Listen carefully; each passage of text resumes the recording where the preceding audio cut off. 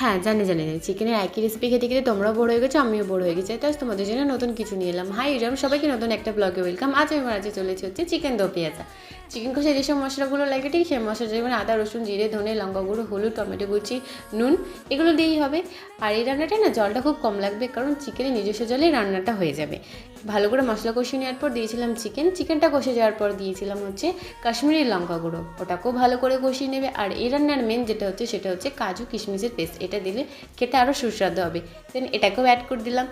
আর এটা যখন কষিয়ে যাওয়ার পর তেল ছেড়ে দিল, তখন দিলাম কুচিয়ে রাখা কাঁচা লঙ্কা। আর প্রথমেই বলেছিলাম জলটা কম লাগবে, কারণ এখানে টক দই পড়বে। টক দই দিলে চিকেন এমনি সিদ্ধ হয়ে যাবে, আর চিকেনের জলটা ছেড়ে যাবে, ওই জলেই সেদ্ধ হয়ে যাবে।